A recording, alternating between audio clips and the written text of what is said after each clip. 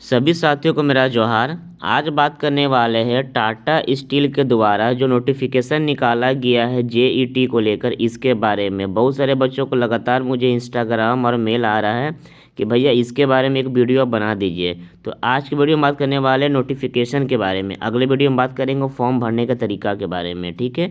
और इसी तरह से पूरा जेईटी में अभी से लेकर ज्वाइनिंग तक का हर एक इन्फॉर्मेशन मैं इस चैनल के माध्यम से देने वाला हूँ। तो अगर आप नहीं जुड़े हो सब्सक्राइब करके जुड़ जाए, ठीक है, ताकि आपको हर एक तरह का इन्फॉर्मेशन हमारे चैनल के माध्यम से सही समय पे मिलते रहेगा। बात करते हैं जेईटी होता क्या। सबसे पहले समझिए जेईटी वर्ड जो है इसका मतलब क्या होता है। इसका मतलब होता है जूनियर इंजीनियर ट्रेनिंग। ये क्या होता है कि बहुत सारी बड़ी बड़ी कंपनी जो होती है वो डायरेक्टली तो बहुत सारे कॉलेज में प्लेसमेंट जाकर लेती ही है, जिसको कहा जाता है ऑन कैंपस। पर बहुत सारे कॉलेज के अलावा क्या होता है कि कंपनी अपने स्तर से कभी कभी स्टेट के लेवल पे, कभी कभी इंडिया लेवल पे ऑफ कैंपस प्लेसमेंट करवाती है, जिसमें क्या होता है कि कोई भी बच्चा पार्टिसिपेट कर सकता है और पार्टिसिपेट के बाद में वो अपने दम पर अपने एग्जामिनेशन को फेस करके, अपने इंटरव्यू को क्रॉस करके और साथ में मेडिकल को पास करके ज्वाइनिंग ले सकता है, ठीक है। इस तरह का ही वैकेंसीज निकालती है टाटा स्टील, जो हर साल निकालती है। उसी तरह से 2024 में भी निकाली है। इसका नोटिफिकेशन जो है आप बहुत लोगों के टेलीग्राम में या व्हाट्सएप ग्रुप में घूम रहा होगा, बट वो ऑफिशियल है कि नहीं इसका वेरिफिकेशन करते हुए इस वीडियो को मैं बनाऊंगा। तो सबसे पहले काम आपको आना है टाटा स्टील के कैरियर सेक्शन में, जो ऑफिशियल वेबसाइट है। इसमें अगर वो नोटिफिकेशन अपलोडेड रहेगा इसका मतलब वो नोटिस सही है। इसमें एक तरह का टैब खुल करके आया सामने में, क्या ब्लू रंग का देख सकते हैं यहाँ पे। सबसे लास्ट में लिखा हुआ है हियरिंग ड्राइव्स करके, इस पर बेसिकली आपको क्लिक करना है। जैसे ही क्लिक कीजिएगा तो टाटा स्टील के द्वारा वर्तमान में जितनी भी सारी वैकेंसीज होगी अलग अलग फील्ड में, अलग अलग ट्रेड के लिए, सारा का नोटिफिकेशन का यहाँ पे पीडीएफ देखने को मिल जाएगा, लिंक देखने को मिल जाएगा। हम बात करने वाला है जेईटी के बारे में, जो यहाँ से लेके यहाँ तक के बीच में है। जेईटी क्या, पहला वाला जो आपका वो है एम्प्लॉय वार्ड के लिए, दूसरा क्या उड़ीसा स्टेट के लिए, फिर है झारखंड के लिए, फिर है पैन इंडिया के लिए, फिर है महाराष्ट्र के लिए।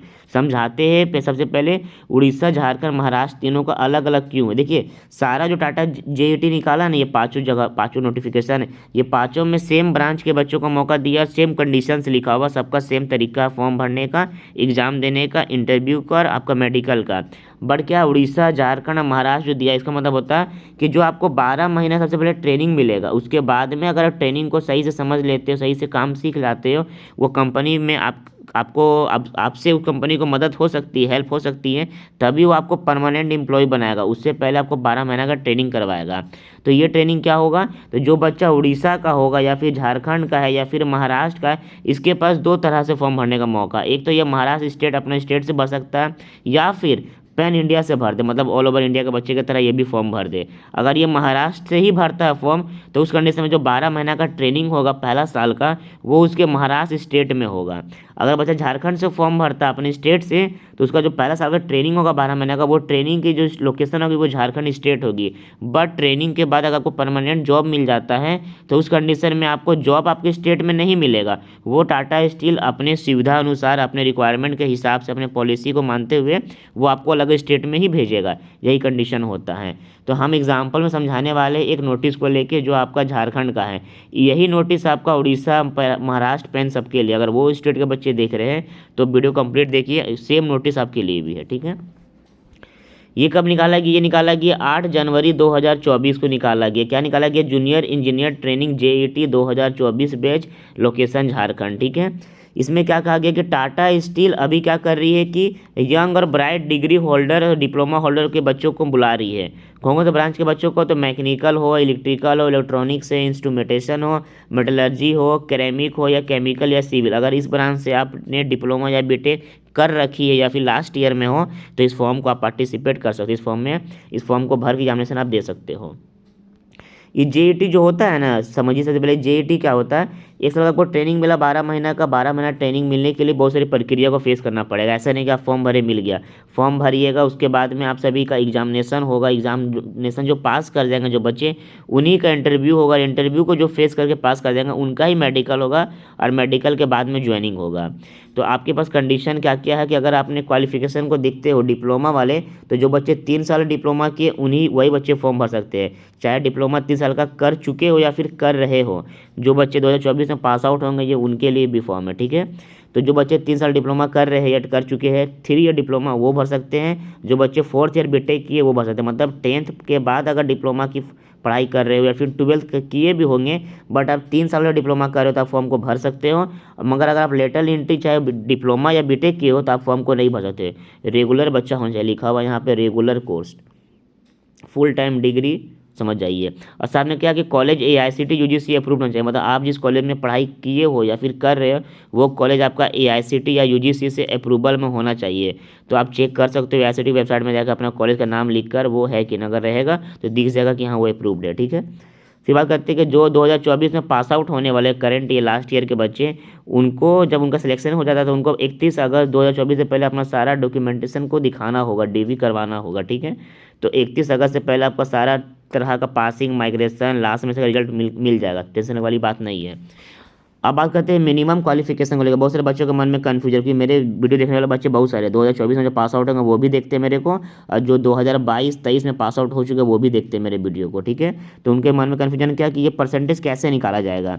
तो अगर आप डिप्लोमा या बीटेक पास आउट हो चुके तो उस कंडीशन में जो आपका लास्ट ईयर का ये रिजल्ट होता है उसी में आपका एग्रीगेट परसेंटेज का बॉक्स बना हुआ रहता है।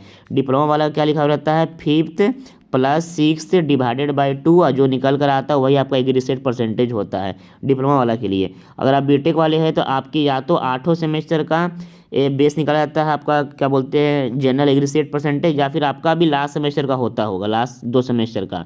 तो ये बीटेक वाला मुझे कन्फ्यूजन है, बट डिप्लोमा वाला क्या है कि कन्फर्म हो कि लास्ट में समझो 5th का रिजल्ट + 6 का रिजल्ट डिवाइड बाई 2 कीजिएगा तो जो निकल कर आएगा वही आपका एग्रीगेट परसेंटेज है। और वही अगर आपका जनरल से हो आप तो 60 से ज़्यादा तो फॉर्म भर सकते हो, अगर फीमेल में हो जनरल में तो 55 से ज़्यादा में फॉर्म भर सकते हो, अगर ट्रांसजेंडर है तो 50 तक में फॉर्म भर सकते हो, SC ST 50 में फॉर्म भर सकते हैं। ये वैसे हुए जो पास आउट हो चुके हैं। बात करते हैं जो बच्चे डिप्लोमा भी पढ़ रहे हैं या बीटेक पढ़ रहे हैं जो 24 में पास आउट होने वाले, उसके लिए कैसे दिखा जाएगा। तो उसके लिए अगर आप का रिजल्ट आपका अभी 5th सेमेस्टर में फॉर एग्जांपल आपका एग्ज़ाम 4th वाला हो गया, 3 वाला हो गया, 2 वाला हो गया, 1 वाला सेमेस्टर का हो गया, तो चारों का परसेंटेज डिवाइड बाई 4 कीजिएगा तो जो निकल कर आएगा वही आपका एग्रीगेट परसेंटेज। अगर आप 6 सेमेस्टर में हो तो 5th का भी एग्जामिनेशन अगर हो जाता है आपका तो इसमें डिवाइड बाई नीचे करके यहाँ पे अभी 5 लिख दीजिएगा तो जो निकल कर आएगा वही आपका एग्रीगेट परसेंटेज हुआ। निकालने का तरीका यही हुआ। फिर क्या आपका डेट ऑफ बर्थ देखा जाएगा। अगर आप जनरल से हो चाहे मेल हो या फीमेल हो तो 99 से लेकर 2007 के बीच में जन्म तिथि आपका है तभी फॉर्म भर सकते हो। ट्रांसजेंडर या SC ST हो तो 1996 से लेकर 2007 के बीच में तो फॉर्म भर सकते हो। आपको 12 महीना का ट्रेनिंग दिया जाएगा 12 मंथ का। आपका जो मेडिकल होगा उसमें कुछ कुछ बातों को ध्यान रखना, क्या क्या रखना है। तो अगर लड़का हो तो आपका वेट 45 kg, अगर आप लड़की हो 40 kg आपका वेट होना चाहिए कम से कम। हाइट 152 सेंटीमीटर लड़का का, लड़कियों का 142 सेंटीमीटर। एक्सपेंशन ऑफ चेस्ट लड़कों का 5 सेंटीमीटर, लड़का लड़की दोनों का आँख 6x6 होना चाहिए, नॉर्मल चाहिए, कलर विजन, ये सब चीज़ आपको कंडीशन होना चाहिए। स्टाइपेंड जो मिलेगा हर मंथली वो मिलेगा 16,553 रुपया, 531 रुपये, ये आपको हर मंथ मिलेगा। आपको फ्री में हॉस्टल मिलेगा, रहने का व्यवस्था मिलेगा, पर जो खाना मिलेगा उसका कुछ रेट लगेगा जो बहुत कम रेट लगेगा, सब्सिडाइज रेट लिखा हुआ है यहाँ पे, ठीक है। ये कंडीशन है। फॉर्म भरने के बाद में क्या अगर सिलेक्शन हो जाता है आपको BOPT से रजिस्ट्रेशन कंपनी वाली करवा देगी, BOPT से करवा दिया जाएगा रजिस्ट्रेशन आपको। फॉर्म भरने का 2 मेथड है, पहला आपका रजिस्ट्रेशन करना होगा, यहाँ पे पहला स्टेप है आपका रजिस्ट्रेशन करना होगा, फिर आपको फॉर्म भरना होगा। तो दोनों का लिंक हम जैसे डिस्क्रिप्शन में दे देंगे, बट बोलेंगे कि जब तक हम वीडियो ना ला के दें आपको समझा के सही तरीका से आप फॉर्म मत भरना, क्योंकि फॉर्म भरने का पैसा लग रहा है 500 रुपया, क्योंकि एक भी मिस्टेक कीजिएगा तो पैसा कट जाएगा, फॉर्म नहीं भर पाइएगा सही से, आपका एडमिट कार्ड नहीं, आप एग्जाम पार्टिसिपेट नहीं कर पाइएगा। तो फॉर्म सही से भरना है। तो इसके बाद बहुत जल्द हम वीडियो लाने वाले हैं, क्योंकि डेट अभी आपके पास है, कब से कब तक डेट आपका है तो 8 से लेकर 19 तक आपको फॉर्म भरना जनवरी में। 12 फरवरी को आपको एडमिट कार्ड आएगा और 18 फरवरी को आपका एग्जाम होगा CBT मतलब कंप्यूटर बेस्ड टेस्ट। इसका सेंटर पड़ेगा, जैसे आप सेंटर चूज़ को फिल कीजिएगा उस हिसाब से ये सिस्टम है। अब 500 रुपये अभी फ़ी लग रहा है, क्लियर नहीं लिखा हुआ है कि ये जनरल का फ़ी है, OBC का है कि SC ST का, बस फ़ी लग रहा है 500 रुपये। तो जब फॉर्म भरेंगे तब समझ में आएगा कि किसके लिए 500 रुपये। मांग चलिए कि जनरल और OBC के लिए तो ये होना ही होना है, SC ST के लिए कन्फ्यूजन है कि क्या है कि नहीं है, ठीक है। तो जब फॉर्म भरेंगे समझ में आ जाएगा। यही हुआ पूरा प्रोसेसिंग। और एक बात क्या कि all communication will be done over the registered email ID. जो भी ईमेल आईडी आप फिल कीजिएगा वो आपका एक्टिव होना चाहिए, क्योंकि हर एक तरह का इन्फॉर्मेशन आपको ईमेल आईडी पे ही मिलेगा। दूसरी बात क्या है, आपका जो सिलेक्शन प्रोसेसिंग होगा, तो जो डीवी का जो समय है वो डीवी कब होगा, तो इंटरव्यू के दिन होगा। All necessary document will be verified on the day of interview, मतलब जिस दिन इंटरव्यू होगा उस दिन आपका डीवी का भी काम हो जाएगा।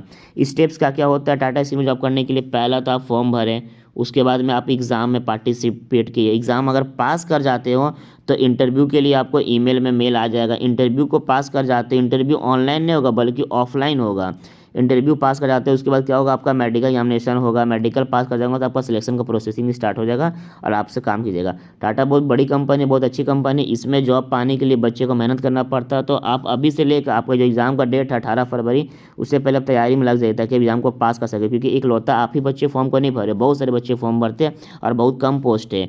तो जो बच्चा एग्ज़ाम पास करेगा उसके बाद में सबको इंटरव्यू में मौका तो मिल जाएगा, मगर इंटरव्यू सब पास नहीं कर पाते हैं, बहुत कम बच्चे का पास कर पाएंगे। फिर उसको मेडिकल में एग्जामिनेशन होगा, मेडिकल जो बच्चे फेस कर पाएंगे, पास कर पाएंगे, उन्हीं को जॉब मिलेगा। इस तरह से कटअप आपका धीरे धीरे कम होता है बच्चों का रेशियो। तो जो बच्चे सही से मेहनत करेंगे उनका सिलेक्शन लास्ट स्टेप तक हो जाता है। ठीक है, तो ये हो गया पूरा फॉर्म्स के बारे में। अगला वीडियो में देने वाला हूँ फॉर्म भरने का तरीका के बारे में, पूरा फॉर्म कंप्लीट भर के दिखाऊंगा स्टेप बाय स्टेप। तो जो बच्चे पहली बार चैनल में आए इस वीडियो के माध्यम से सब्सक्राइब करके जुड़ जाए, जो पहले से वीडियो मेरा देखते हैं इस वीडियो को लाइक करके शेयर कीजिएगा। ठीक है, टाटा स्टील का अभी से लेकर ज्वाइनिंग प्रोसेसिंग तक का हर एक बात मैं बताने वाला हूँ। क्यों? क्योंकि मेरा बहुत सारे दोस्त अभी ज्वाइनिंग करके टाटा स्टील में साल भर से काम कर रहे हैं, तो उनका सारा का फीडबैक मेरे पास रहता ही है। तो सारा कुछ जो मैं बताऊंगा वो आपके ओरिजिनल और बेस लेवल ग्राउंड लेवल का बात बताऊंगा। तब तक के लिए जय हिंद, जय भारत।